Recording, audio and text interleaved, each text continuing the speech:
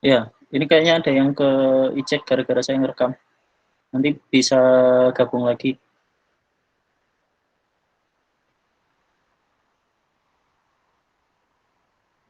Kita mulai ya. Meskipun mungkin belum semua, tapi siapa tahu yang lain gabungnya lewat live streaming. Bismillahirrahmanirrahim. Assalamualaikum warahmatullahi wabarakatuh. Kita mulai praktikum teori ya ini. Teori untuk mata kuliah pemrograman komputer kelas B. Ini pertemuan kita kedua setelah UTS. Karena kebetulan kayaknya setelah UTS saya full ngajar kelas kalian. Jadi dari setelah UTS dari semua praktikum maupun teori saya ngajar kelas kalian, sehingga nanti ketika kita sinkronkan materinya dengan kelas lain mungkin bisa jadi agak beda itu, karena untuk mengatur jadwal di kita lebih mudah di saya. Jadi praktikum dan teori tidak perlu nunggu dosen lain kalau kelas ini. Nah, nanti terkait ini juga nanti akan kita bahas di grup WA. Kira-kira kapan kita nanti ada kelas pengganti untuk 2 mata kuliah yang nanti akan dipadatkan dari minggu ke-6 dan minggu ke-7. Jadi biar tidak semuanya numpuk di awal. Dan kuliah pengganti tidak harus online seperti ini, nanti juga bisa seperti kemarin. Karena saya ketemu kalian 2 kali, jadi untuk sesi praktikum nanti saya kasih soal, kalian nyoba belajar sendiri, kalau ada masalah nanya. Nah, nanti yang untuk pertemuan teori hari Kamis ini, hari ini, kita bahas tentang penjelasan dan nanti saya berikan kuncinya. Jadi kunci jawabannya nanti kita akan bahas. Nah, sebelum kita membahas itu, saya juga pengen lihat beberapa hasil kerjaan kalian. Kemarin sebagian sudah ada yang saya baca dan saya pelajari dari submit quiz kalian. Meskipun belum semua, nanti akan saya rekap. Dan mungkin karena kunci yang saya buat ini meskipun istilahnya kunci, tapi belum tentu ini adalah program yang terbaik, begitu. Jadi dalam membuat program yang selalu saya tekankan adalah kita bisa jadi ada lebih dari satu cara. Selalu saya sampaikan, bisa jadi ada lebih dari satu cara untuk menyelesaikan sebuah program yang kita buat. Artinya apa? Artinya boleh jadi saya mempunyai logika seperti ini, tapi kemudian ternyata teman-teman menemukan logika yang lebih efisien dan lebih efektif. Nah, itu bisa saja. Nah, artinya kalau nanti dari teman-teman, saya kebetulan belum baca semua karena banyak sekali submit kalian. Dari kuis yang kalian submit, kemudian dari diskusi kita pada hari ini ternyata ada yang algoritma yang lebih efisien, nah maka silakan itu yang diacu. Jadi jangan dikira kuliah itu dosen adalah sumber pengetahuan satu-satunya, salah besar. Nah, untuk kondisi sekarang, apalagi untuk mata kuliah ini pemrograman, saya sendiri bukan sumber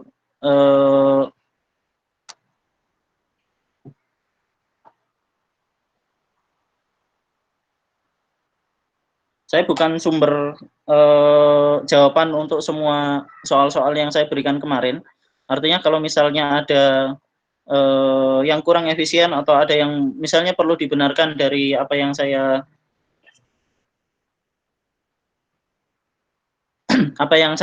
sampaikan, boleh jadi silakan nanti kalian kalau punya ide yang lain sampaikan juga. Nah, terkait itu ini ada yang tadi mau menyampaikan, udah siap kira-kira? Sebelum kalian nyampaikan tiga atau ya kalau misalnya dua ya silakan dua jawaban kalian. Kalau mau di share nanti silakan present itu yang ada di pojok kanan bawah. Kemudian nanti saya izinkan nanti silakan ditampilkan layarnya. Nah, sebelum ke situ barangkali ada pertanyaan dari kuis-kuis yang kemarin kita berikan.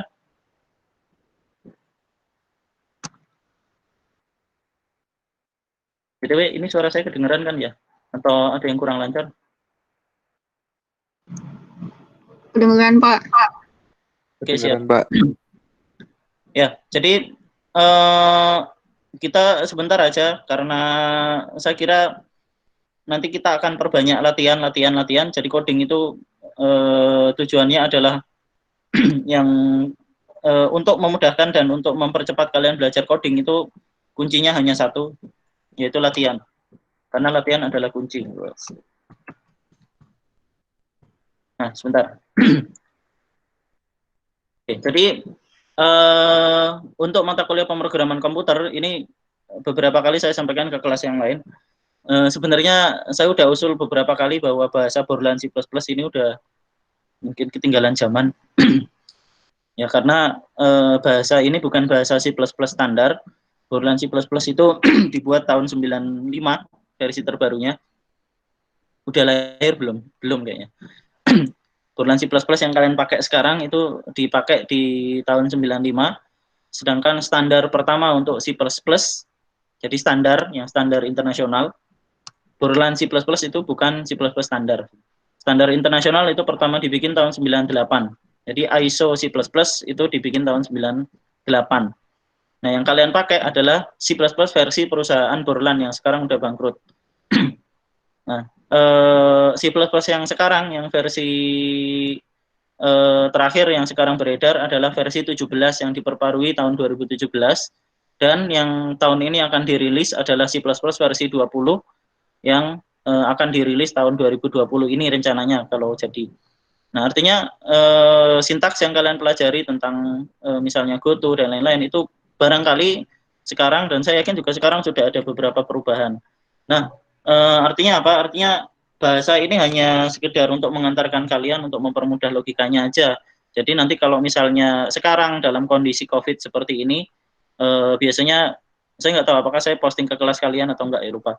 Biasanya saya sering posting tentang kuliah gratis, jadi yang biasanya berbayar ada yang sampai harganya 1 jutaan, 3 jutaan bahkan. Kuliah gratis tentang pemrograman, silakan kalian ikuti. Di situ nanti kalian dapat akses untuk materi-materi, kemudian video, kemudian latihan, kemudian nanti kalian akan dapat sertifikat bahwa kalian sudah bisa pemrograman misalnya Python. Jangan membatasi pada kalian hanya belajar, wah saya harus menguasai dulu C++, enggak. Tapi ini kesempatan, ini peluang itu kalian untuk bisa mengenal bahasa lain. Saya kira ketika kalian paham logiknya, maka belajar bahasa pemrograman apapun itu tidak masalah. Mau C++, mau C, mau C Sharp, mau Java, mau JavaScript, mau Python, ada banyak sekali. Haskell, silahkan kalian buka seluas-luasnya, dan kesempatan, anggap kesempatan untuk belajar di rumah ini adalah peluang. Itu kalian bisa kalian bisa cari-cari kuliah-kuliah online, misalnya kemarin ada Coursera juga ngasih gratis. Kemudian ada banyak yang bisa kalian manfaatkan. Kalau sampai selesai COVID ini kemudian kita udah masuk kuliah lagi dan kalian nggak dapat skill baru, itu namanya rugi.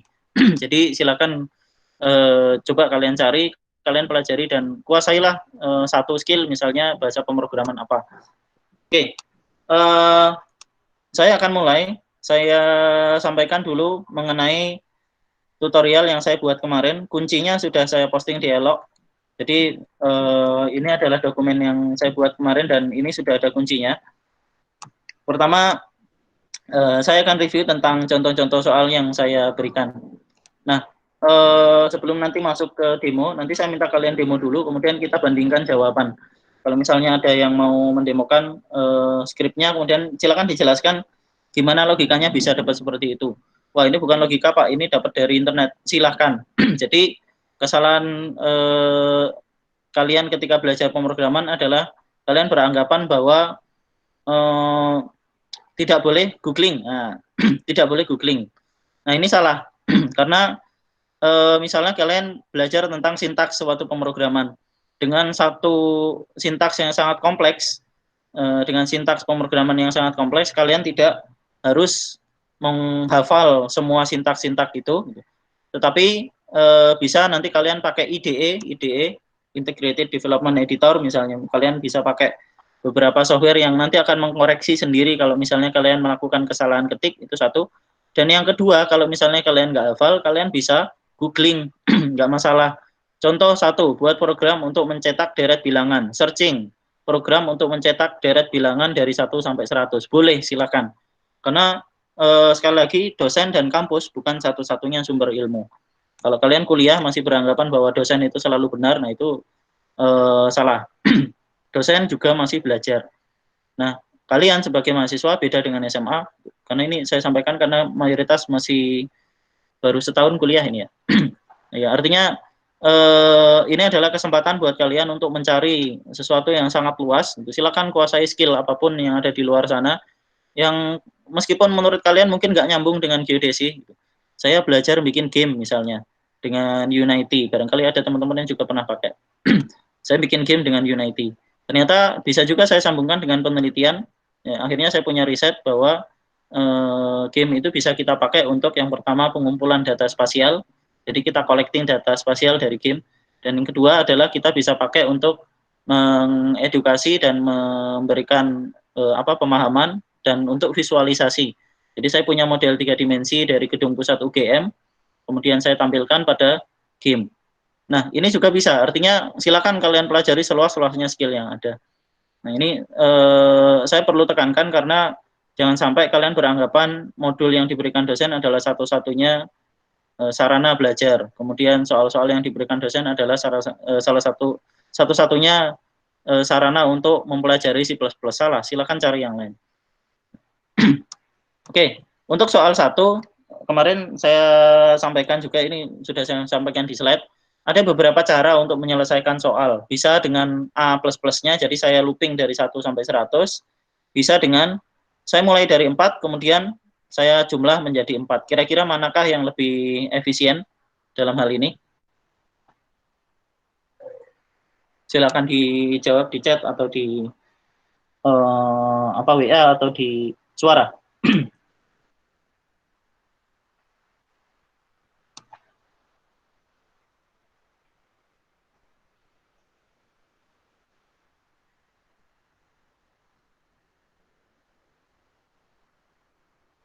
Mana yang lebih efisien?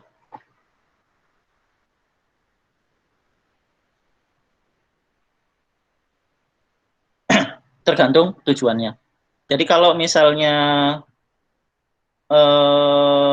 untuk yang pertama ini, kalau di bawah saya bilang bahwa yang pertama ini lebih general. Ini kode yang pertama ini lebih general, lebih umum. Kenapa lebih umum? Karena program ini kita buat dari 1 sampai 100. Andaikan nanti suatu ketika program harus kita rubah bahwa pembaginya bukan 4 tetapi 3, maka kita tinggal ganti 1 huruf saja. Tapi kalau yang kedua, misalnya kita buat program dengan kelipatannya habis dibagi 4, lompatnya 4 kali, berarti kita mengganti 2 huruf. Ini kelihatannya sepele, kelihatannya sangat sepele, tapi ini memang untuk program yang kecil. Ketika nanti program kita tambah besar, maka generality akan menjadi salah satu prinsip yang cukup penting, yang nanti akan saya sampaikan minggu depan. Ada beberapa best practice atau hal-hal yang perlu kalian pelajari ketika kalian menulis kode. Di antaranya adalah simplicity yang kemarin sudah saya sampaikan ya. Cari yang paling simple. Yang kedua adalah generality. Buat program seumum mungkin. Istilahnya jangan hard coded. Jangan diketikkan. Bisa loh saya ngetikkan misalnya mencari bilangan kelipatan 4, ya sudah saya ketik cout 4, 8, 12, 16 dan seterusnya. Bisa aja kan? Tapi itu namanya hard coded, tidak umum. Bukan sesuatu yang general. Nah, oke. Selanjutnya untuk program yang kedua, ini adalah membuat tabel perkalian. Di sini saya berikan contoh bahwa ada yang namanya nested for. Di dalam for ada for. Nah, biasanya kalau nested for, yang perlu kalian perhatikan adalah kapan dan di mana kalang itu berlaku, atau iterasi itu berlaku. Kalau misalnya saya punya 2 for seperti ini, yang satu di dalam yang lain, maka yang luar itu kalau kita gambarkan atau kita plotkan, yang luar akan menjadi baris, sedangkan yang bagian dalam akan menjadi kolom. Nah, ini nanti akan berguna ketika kalian misalnya bikin matriks. Nanti 2 pertemuan lagi atau 3 pertemuan lagi, 3 kuliah lagi, kita akan ketemu dengan yang namanya array. Yang array itu bisa kita pakai untuk misalnya melakukan operasi-operasi matriks. Kalian di semester 1 udah dapat mata kuliah, atau semester ini barangkali ada namanya aljabar linear. Nah, nanti kita bisa lakukan operasi-operasi matriks di situ, perkalian, penjumlahan, dan lain-lain. Nah, ini terkait dengan soal nomor 2. Jadi, di sini saya tanyakan, mengapa demikian? Mengapa iterasi pertama bertugas untuk mencetak angka tiap baris, sedangkan operasi kedua bertugas untuk mencetak kolom? Gitu. Karena sifat iterasinya memang seperti itu. Sifat iterasinya ketika kita lakukan seperti ini, kemudian misalnya di sini saya berikan cout ENDL.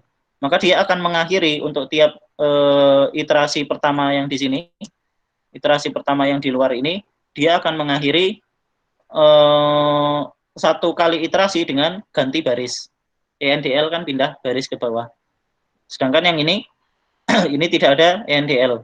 Jadi dia tetap dilangsungkan, maka kalang yang dalam ini berfungsi untuk menghitung perkalian. Nah, kalau kalian kesulitan untuk membaca atau memahami kira-kira cara untuk apa? Sebentar. Ya, cara untuk membaca sebuah operasi kalang for seperti ini atau for loop seperti ini, buat sebuah coret-coretan, misalnya seperti ini, saya tulis aja. Untuk iterasi 1 di luar, 1 di dalam. Ini iterasi luar 1, bisa aja seperti ini. Iterasi dalam pertama. Kemudian nanti tinggal kalian tulis apa yang terjadi. Misalnya cout perkalian, keluarannya apa. Karena kalau 1 berarti hasilnya 1. Kemudian iterasi luar 1, karena masih iterasi luar 1, iterasi dalam belum selesai. Jadi ketika ada nested for, maka iterasi dalam diselesaikan dulu. Sampai kedua misalnya, kemudian seterusnya 3, dan seterusnya. Sampai iterasi dalamnya udah nyampe ke syarat penghentiannya. Kalau misalnya syarat penghentiannya 9, berarti dia berhenti di 9, kemudian barulah iterasi luar ini beranjak ke iterasi 1 yang berikutnya. Nah, ini udah 9, maka kemudian iterasi yang luar beranjak jadi 2, iterasi dalamnya 1. Nah, ini bisa kalian tulis ketika kalian mengerjakan soal, misalnya bingung, gunakan cara-cara seperti ini untuk memahamkan ketika kalian melakukan operasi-operasi kalang. Kalau misalnya kalangnya hanya 1, 2 mungkin gampang, tapi nanti ketika udah banyak kalang, apalagi karena ini bahasa C++, jadi bahasa C++ itu terkenal karena dia adalah bahasa yang pertengahan, middle. Jadi kalau dalam bahasa pemrograman itu ada 3 level, ada yang level aras rendah, ada yang aras menengah, ada yang aras tinggi. Aras rendah itu misalnya adalah bahasa mesin, assembly. Kemudian aras menengah adalah C++, aras tinggi misalnya Python. Semakin tinggi sebuah level bahasa pemrograman, semakin dekat dia dengan bahasa manusia dan semakin mudah untuk dipelajari. Nah, yang kalian pelajari adalah yang menengah. Jadi dikenal kalau C++ itu agak ribet memang. Untuk for seperti ini aja ribet gitu. Kalau dengan Python yang seperti ini mungkin bisa kita singkat menjadi hanya 2 atau 3 baris saja. Ya. Nah, ini adalah contoh di mana kalian bisa melakukan iterasi pada sebuah tabel perkalian, maka yang bagian dalam ini nanti akan menjadi kolom, yang bagian luar akan menjadi baris. Sampai sini ada pertanyaan? Enggak. Ya, saya lanjutkan aja biar cepat. Kemudian untuk mengurutkan bilangan ganjil dari 100 sampai 500, ini saya ambil dari tugas, jadi mungkin kalian bisa bandingkan logika ini dengan logika kalian kemarin. Nah, di sini misalnya saya menggunakan perbandingan, jika A-nya habis dibagi 2, maka A adalah bilangan genap. Bisa aja misalnya, bilangan ganjil. Ini tidak ya, tidak habis dibagi 0, maka dia adalah bilangan ganjil. Bisa aja kalian bikin A-nya bukan 1, iterasi menurunnya bukan 1, tapi misalnya 2 kali, gitu. Sehingga kalian bisa dapat seperti itu. Jadi logikanya silahkan seperti apa. Kalau saya pribadi, saya lebih senang iterasinya dari 1. Tapi ini sekali lagi ini adalah preferensi pribadi. Kalau kalian mau bikin program, silakan ketika kalian bikin program, gunakan cara-cara yang kalian sukai. Misalnya kalau saya nulis for atau if, biasanya selalu saya tulis kurung kurawal. Untuk apa? Untuk memahamkan bahwa bloknya di situ. Ya sekarang mungkin gampang itu. Kalian ketika kalian nulis program kalian sendiri, kalian gampang paham. Oh ini if ini maksudnya begini dan seterusnya. Tapi kalian ketika kalian nanti menulis program yang nanti akan dibaca oleh orang lain, dan zaman sekarang yang namanya nulis program bisa dibilang nggak ada yang nulis program sendirian. Hampir semuanya sekarang kolaboratif menggunakan misalnya GitHub namanya. Jadi misalnya kita mau bikin software, nggak ada orang bikin software sendirian, jarang sekali. Nah, sehingga ketika kalian menulis program, usahakan agar program itu dipahami oleh orang lain. Misalnya dengan menulis dokumentasi seperti ini. Ada komentar ini tidak dijalankan oleh program, tapi ini bisa dibaca oleh manusianya. Apa maksudnya baris ini? Oh, ini. Nah, itu cara yang pertama. Yang kedua, gunakan aturan-aturan penulisan seperti ini. Indentasi, spasi masuk, perhatikan dan gunakan itu. Jadi kalau ini ada di dalam blok, maka gunakan indentasi dia masuk misalnya 4 spasi atau 1 tab. Nah, kemudian kalau misalnya blok, kalau dalam C++ gunakan kurung kurawal. Kalau dalam Python misalnya cukup indentasi. Nah, kemudian yang ketiga, selain dokumentasi, kemudian cara penulisan, yang ketiga adalah penamaan variabel. Sigma ini bisa saja saya namakan mbuh misalnya. Terserah saya nama variabelnya gitu. Tetapi nanti orang yang membaca kata mbuh ini maksudnya apa gitu kan nggak tahu. Tapi ketika saya tulis namanya sigma, nama variabelnya, maka orang akan jelas, oh ini maksudnya adalah untuk menyimpan variabel nilai hasil penjumlahan dari semua bilangan itu. Ya, jadi pastikan ketika kalian menulis program, dan ini nanti silakan kalian terapkan di seterusnya sampai kalian nanti lulus, kalian masih akan menulis program kalau kalian ngambil beberapa mata kuliah yang terkait misalnya. Ya, saya nggak tahu nanti apakah tahun depan saya masih ngajar PCD atau enggak. Nanti kalau kalian ketemu PCD, ketemu saya lagi, ketemu Python. Ya, nanti kalau misalnya program ini kalian tulis kemudian bisa dibaca oleh orang, nah itu salah satu cara untuk memahamkan orang bahwa program kalian bisa dibaca dan layak untuk digunakan. Nah, kemudian yang keempat ini adalah untuk menulis bilangan faktorial. Faktorial ada 2 cara yang untuk membuat faktorial. Yang pertama adalah cara iterasi. Cara iterasi itu seperti ini, yaitu dengan menggunakan for, kemudian faktorial sama dengan 1, dan seterusnya. Jadi kita membuat sebuah variabel ini, maksudnya variabel faktorial kosong yang nilai awalnya 1, kemudian nanti semua bilangan itu dikalikan dengan hasil perkalian sebelumnya, sehingga jadilah faktorial. Kan faktorial sebuah bilangan dikalikan turun. 1, 2, misalnya 4 faktorial berarti 4 kali 3 kali 2 kali 1. Nah, maka nilai awalnya adalah 1, kita pakai iterasi naik, kita balik. Nah, ini adalah cara pertama. Cara yang kedua bisa menggunakan teknik yang disebut dengan nama rekursi, yang nanti akan kita pelajari minggu depan setelah kita membahas mengenai function. Nah, ada pertanyaan? Kemudian yang contoh kelima, program hanya akan menutup ketika pengguna menekan karakter X. Nah, di sini saya menggunakan while seperti ini. While 1 ini adalah forever loop namanya, looping selamanya. Jadi while ini sampai kapan selesainya? Tidak ada syarat berhentinya. Dia muter terus selama angka 1 itu benar, ya angka 1 memang benar, ya kan? Maka looping ini akan terus terjadi, dan dia baru akan selesai ketika C atau karakter yang dibaca oleh get CH ini adalah X. Jika bukan X, maka break ini tidak akan dipanggil dan dia akan lari terus. Nah, ini adalah salah satu cara untuk membaca, ini cara penulisan yang salah. Nah, seperti ini.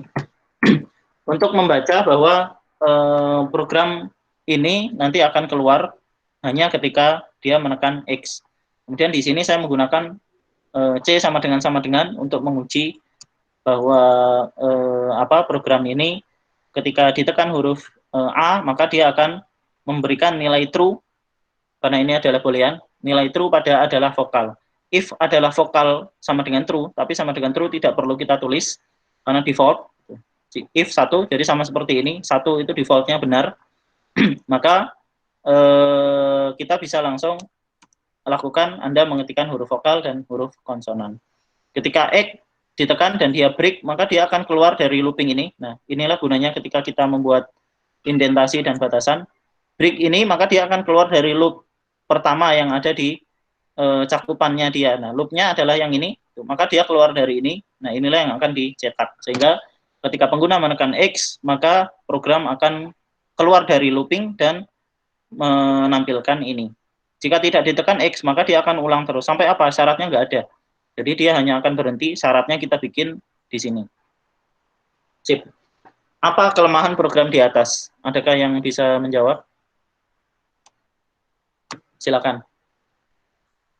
Setelah ini saya minta yang sukarelawan untuk menampilkan hasilnya.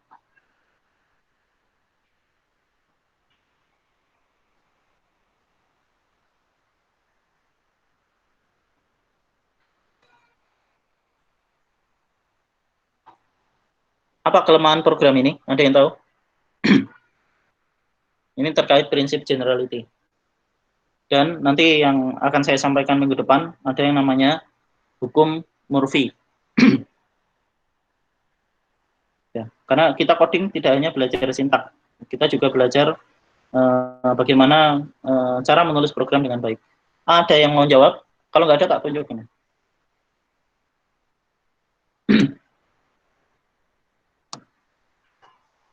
Apa kelemahan program ini? Begitu mau ditunjuk, left semua.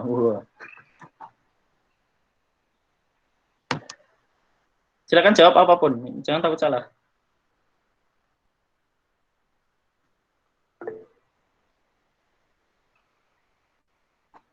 Nggak bracket. Bisa aja. Bisa. Tapi bukan itu saya maksud saya. Mungkin ada yang lain.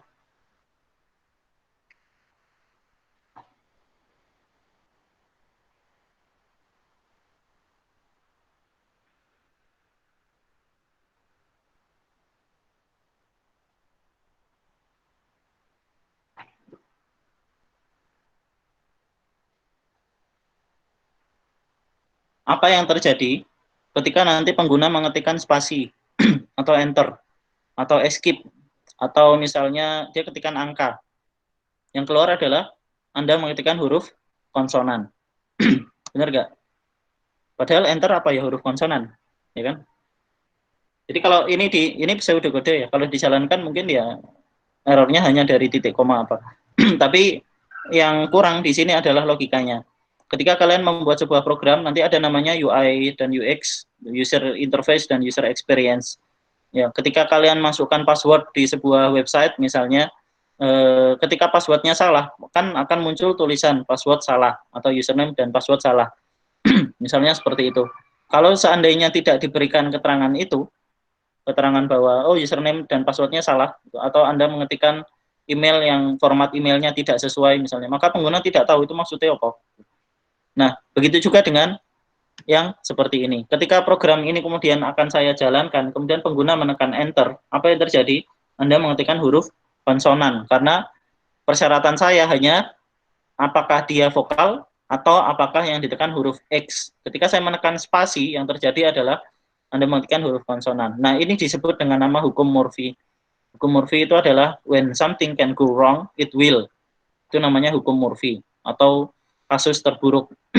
Maka ketika kita membuat program, seorang programmer harus bisa memikirkan, wah nanti kira-kira pengguna saya akan nyeleneh seperti apa.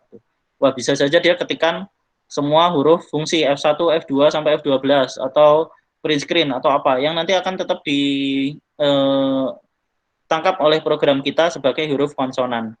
Ada pelajaran penting dari tahun 2000, mungkin kalian baru lahir, tahun 2000, tahun 90-an dulu, format data tahun di berbagai perusahaan di Indonesia dan juga di perbankan waktu itu yang sampai bikin kolaps, itu menggunakan kolom 2. Jadi misalnya tanggal 1 Januari 1998, maka ditulis 010198. Nah, itu sebelum tahun 2000. Begitu tahun 2000, maka program itu membaca 01 Januari 010100. Ini dianggap sebagai tahun 1900. Bayangkan kolapsnya seperti apa.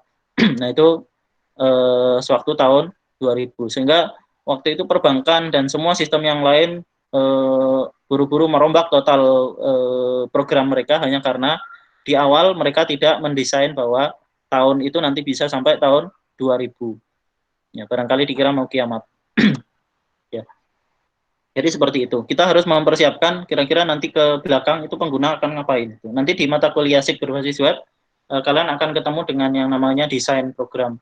Jadi ada UI dan UX, gimana caranya membuat antarmuka yang baik, kemudian gimana caranya kita mengantisipasi masukan pengguna dan lain-lain. Ya, itu adalah contoh kelemahan program ini dan program-program lain. Dan program-program lain. Artinya selalu buat yang namanya worst case scenario. Oke, sekarang masuk ke soal latihan. Adakah yang mau demo? Silahkan. Kemarin Vina ya? Udah siap? Kalau udah siap, silakan nanti di share screen-nya atau ditunjukin skripnya. Soal yang mana silakan, nggak harus soal urut 1, 2, 3, terserah. Kalian ngerjakan yang mana. Nanti kita coba lihat bareng-bareng. Oh ya, sambil mengikuti kuliah, kalian bisa juga ngisi absen di kuis absensi teori yang ada di Elok. Ya, ada yang mau demo? Enggak, malu. Di kelas malu, ini kuliah online malu juga, sama aja.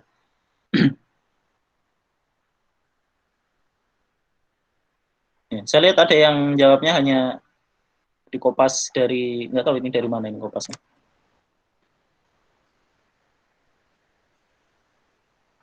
Ya, adakah yang mau mendemokan?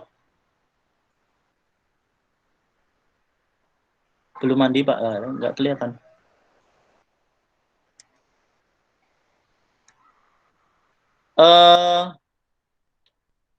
Sebentar. Kemarin siapa aja ya?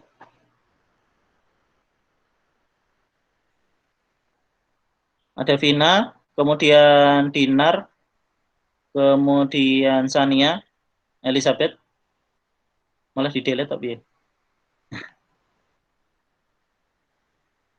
Ada yang mau?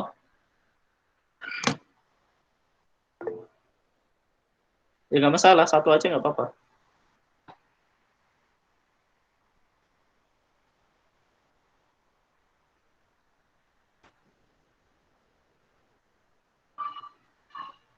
Boleh, silakan kalau mau share screen-nya. Siapa? Vina ya? Panggilannya Vina atau Alfi atau Hasanah?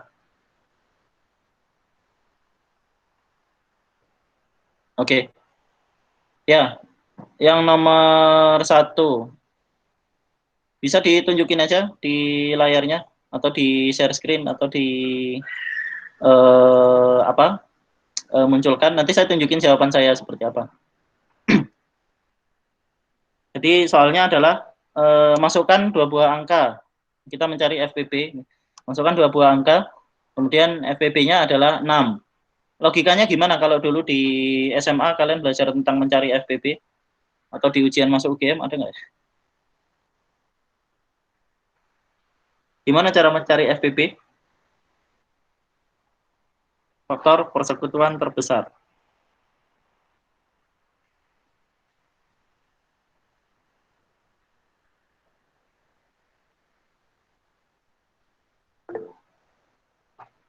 Nggak tahu caranya ngeser. Di pojok kanan bawah itu ada presenting, itu ada nggak? Atau nunggu saya stop dulu ya, coba.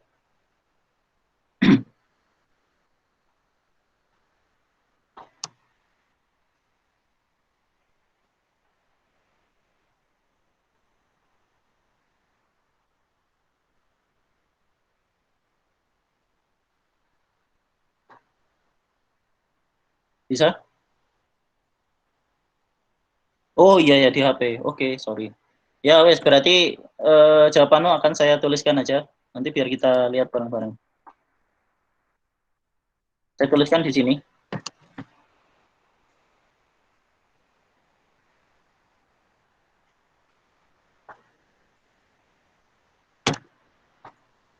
Oke, kelihatan ya di layar.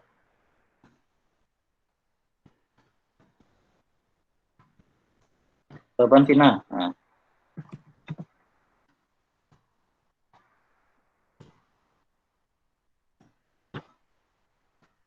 Nah, ini jawabannya Vina. Seperti ini.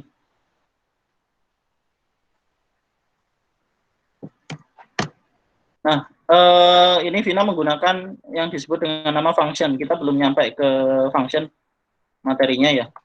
Tapi ya nggak apa-apa lah. Nanti akan saya coba jelaskan sedikit. Minggu depan baru kita masuk ke function.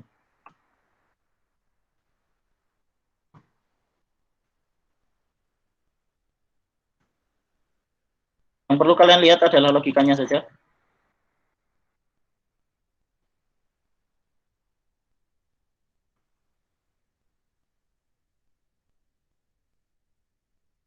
While-nya sampai mana? Sampai sini ya.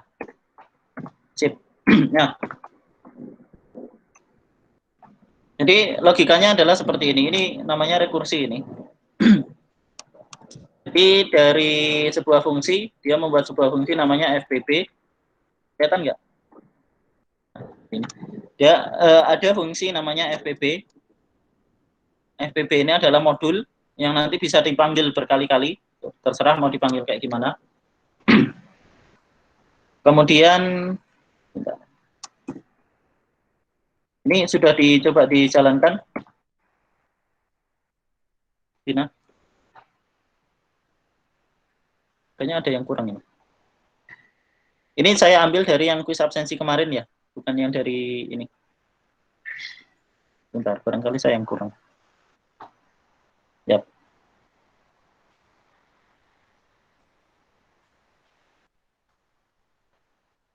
Oke. Nah, jadi begini cara kerjanya. Mungkin saya terangkan.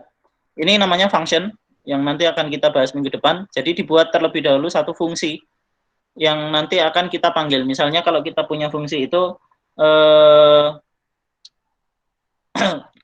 persamaan. Nah, kalian punya persamaan X sama dengan 2Y misalnya. X sama dengan 2Y. Maka untuk X sekian, untuk Y sekian, nilai X adalah sekian. Untuk Y setengah, maka nilai X-nya seperti ini. Nah, itu disebut dengan nama fungsi, yaitu satu template lah gampangannya, satu nilai yang nanti bisa kita terapkan ke nilai yang lain. Yang nanti detailnya akan saya sampaikan minggu depan.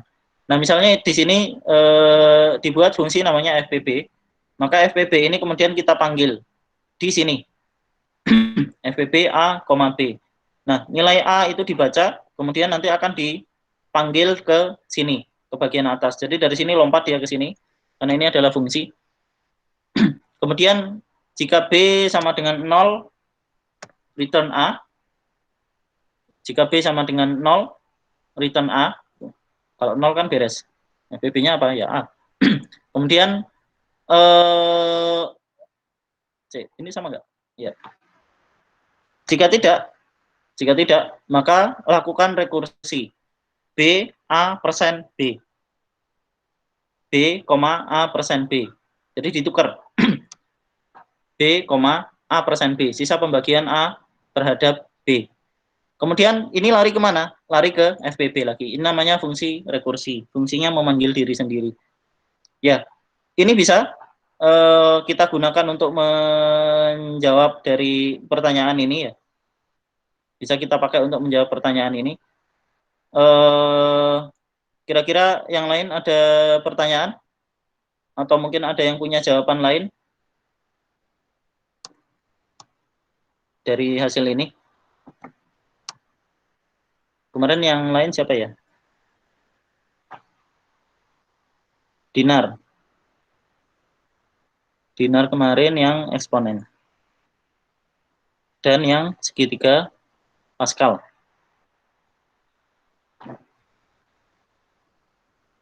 Dan yang segitiga nomor 6.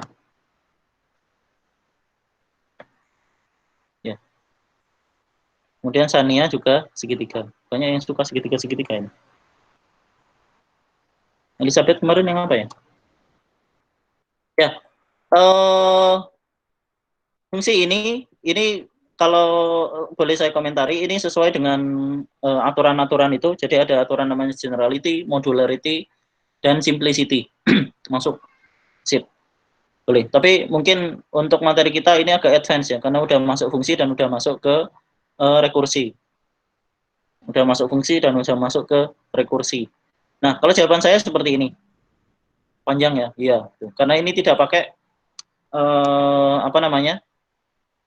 tidak pakai fungsi dan tidak pakai rekursi.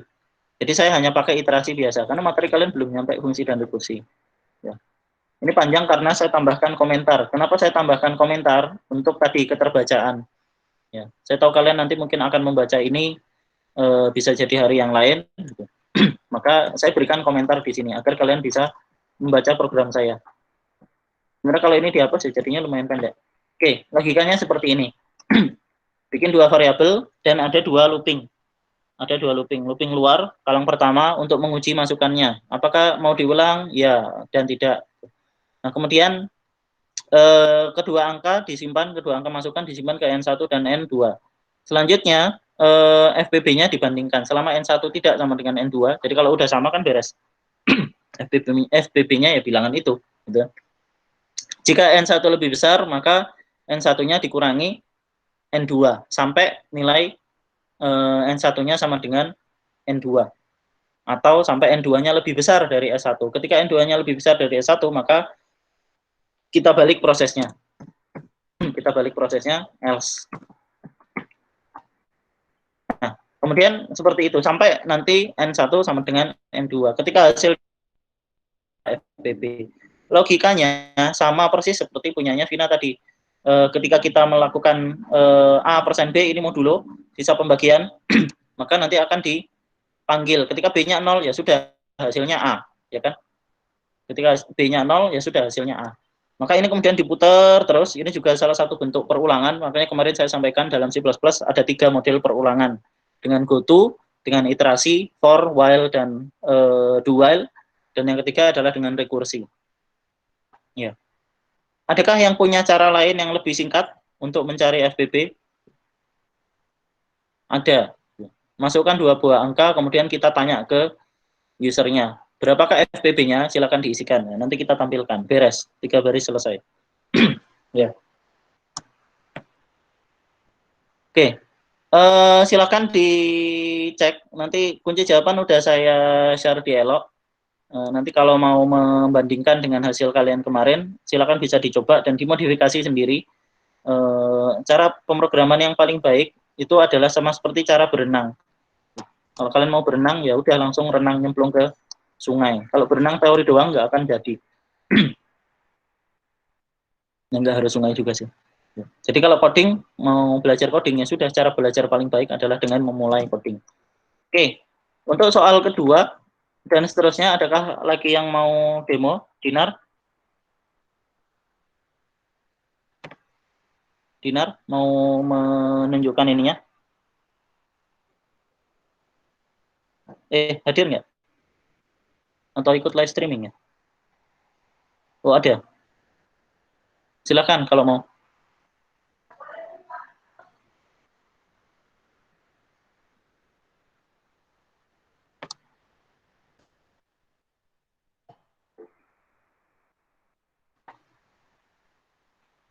Nggak tahu cara nampilin ya. Yang di presenting ini nggak ada ya? Pakai HP atau pakai laptop?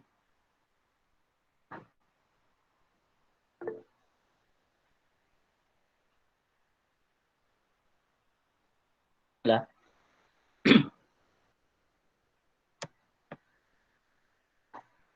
Pojok kiri. Oh, kiri ya. Kalau saya di kanan. Ya, silakan kalau mau.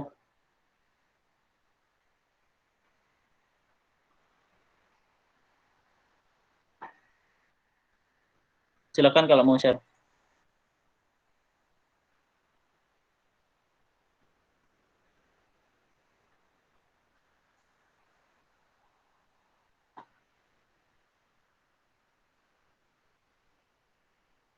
Bisa nggak? Atau saya harus stop presenting dulu kali ya? Ya, coba.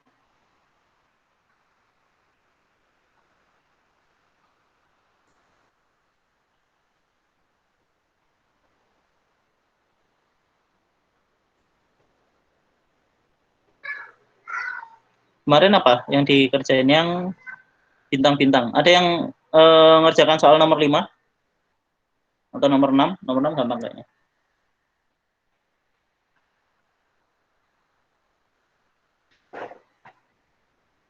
Udah ketemu?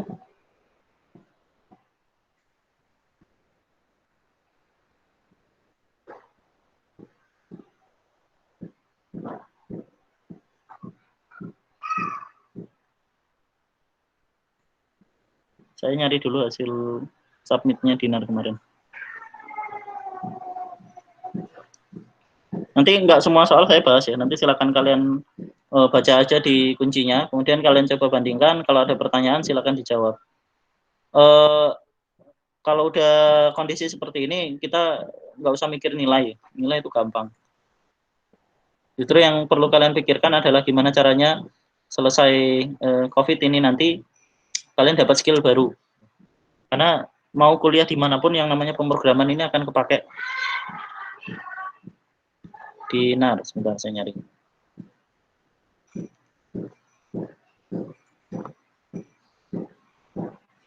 Ya, gimana? Bisa share layar? Enggak.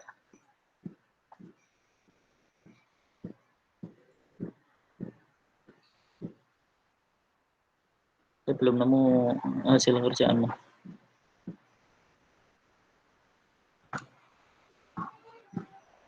Ya, misalnya inilah yang segitiga. Ini segitiga yang mana ini?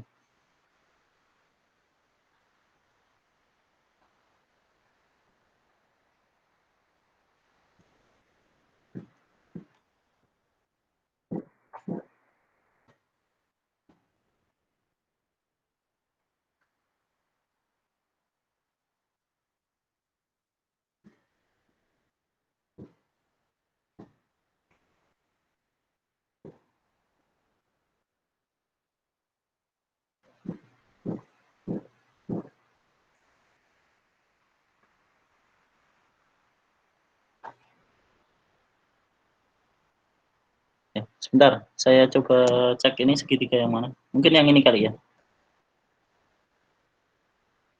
Saya bikin lagi aja.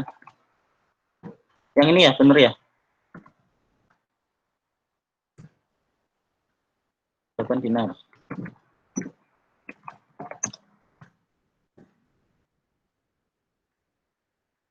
Oke, ini jawabannya.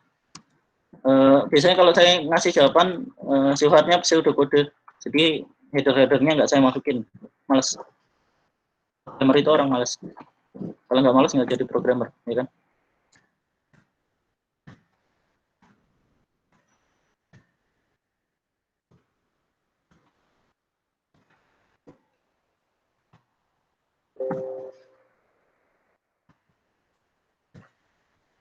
Oke. Binar masih ingat ini yang di submit untuk mengerjakan soal yang mana yang ada for-nya 1, 2, 3, berkalang 3 kali. Yang ini bukan?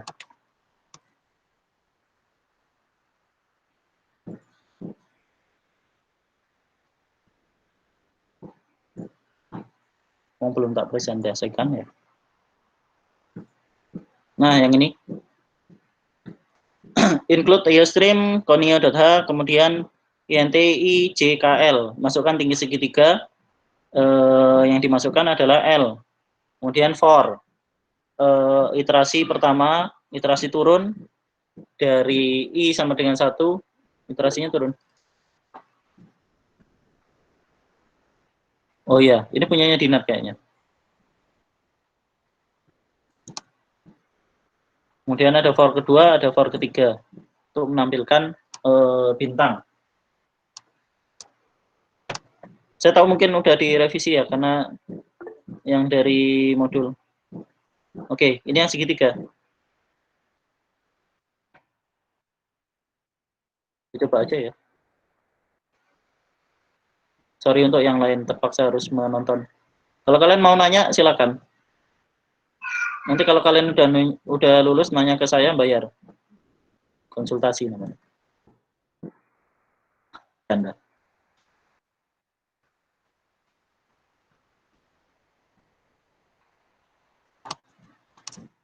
Ya, saya share screen dulu hasil dari programnya Dinar. Kalau Google Meet ini sayangnya hanya bisa nge-share satu layar.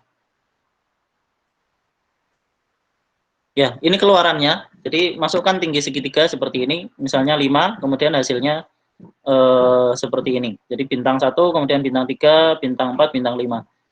Kalau mau nyampaikan, kalau bisa pakai mic, Dinar, kira-kira logikanya gimana kok bisa nemu tinggi segitiga 5 seperti itu?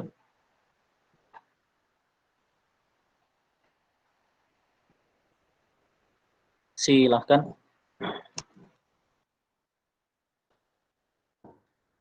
Yang pertama untuk apa? Ini kalau di kelas enak banget ini, langsung saya suruh maju. Ya, ada 3 kali for. For yang pertama untuk baris, yang paling luar ini untuk baris. Jadi salah satu cara untuk memudahkan, misalnya, nah kalian tulis komentar seperti ini. Komentarnya tidak akan mengganggu program, tidak dijalankan. Kemudian for yang kedua, misalnya untuk apa? Oh, ini untuk menampilkan spasi. Kemudian for yang ini misalnya untuk menampilkan bintang di bagian kiri, ini untuk menampilkan bintang di bagian kanan misalnya. Saya nggak tahu apa benar ini fungsinya seperti itu. Iya benar ya. Jadi kalau kita lihat bintangnya, hasil dari bintangnya nanti kan seperti ini.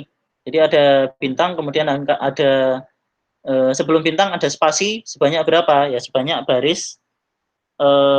Misalnya angkanya 5, berarti ini mestinya ada 5 spasi. 1, 2, 3, 4, 5, 6, 7, 8, 9. Kenapa 9? Ya karena tiap masing-masing bintang ini kemudian saya tambah spasi kalau di sini. Kalau di program saya. Ya.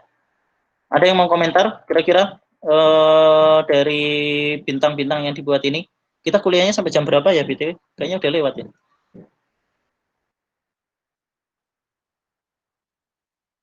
Udah lewat ya? Kalian nggak bilang.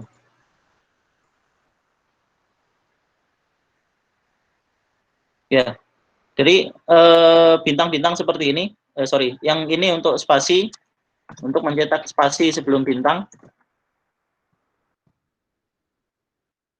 Kemudian yang ini untuk mencetak bintang sebelah kiri, mungkin lah ya. Saya belum pelajari lagi ini kodenya.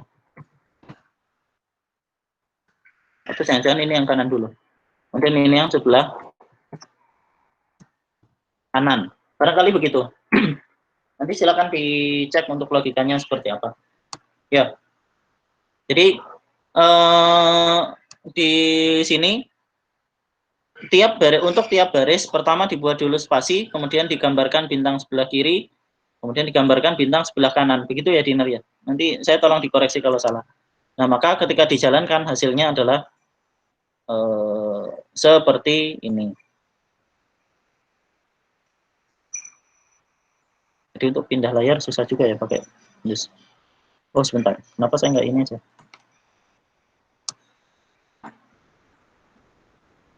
Sip. Nah, hasilnya adalah seperti ini. Sehingga ketika kita jalankan, logikanya adalah kita harus tahu pada saat baris 1 berapa spasi yang akan dimunculkan dan berapa bintang yang akan dimunculkan. Berapa spasi yang akan dimunculkan, berapa bintang. Berapa spasi, berapa bintang. Nah, kalau jawaban saya kurang lebih seperti ini. Jadi ada for sama sebenarnya. Ada fungsi untuk mencetak bintang dan ada fungsi untuk mencetak spasi. Yang pertama ini for, ini luar, ini untuk mencetak baris. Saya tulis saja baris. Kemudian yang ke jumlah bintang saya simpan dengan variabel namanya k, makanya sama. Kemudian ini untuk mencetak baris saja, mencetak spasi saja. Yang ini adalah untuk mencetak bintang. Saya pakai fungsi 2 kali i, jadi cukup iterasinya sekali kalau di sini. Nah maka dengan menggunakan seperti ini boleh saja ini juga pakai for, silahkan, nggak masalah. Ini juga pakai while, silahkan, boleh. Ya tergantung kalian nyamannya pakai apa. Kalau udah nyaman mah enak. Ya, oke. Jadi bisa dibilang kalau misalnya kalian sudah menemukan logikanya, maka ketika untuk membuat program-program seperti ini akan sangat mudah.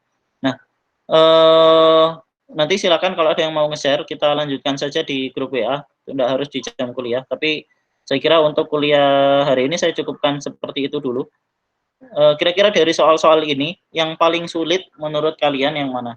Saya nggak tahu apakah kalian nyoba semuanya, tapi nanti silakan dibandingkan hasil kerjaan kalian dengan kunci yang sudah saya posting di Elok, linknya. Di situ ada kuncinya. Jawaban saya paling nggak. Nanti silakan kalian coba bandingkan kira-kira mana yang paling sulit, mana yang paling gampang. Kemudian coba kalian perhatikan tekniknya. Dan saya ulang lagi, salah satu yang terpenting adalah ketika kalian menulis kode, perhatikan pertama indentasi, penulisan spasi, kemudian yang kedua adalah dokumentasi, tulis dokumen seperti ini gunanya apa, dan yang ketiga gunakan nama variabel yang mudah untuk dikenal. Max ini bisa saya tulis max, bisa juga saya tulis embuh, kan kalau saya tulis embuh ini nggak paham orang maksudnya apa, gitu kan. Nah, seperti itu kira-kira. Ada yang ditanyakan sampai jam 11 ya? Ada yang mau bertanya?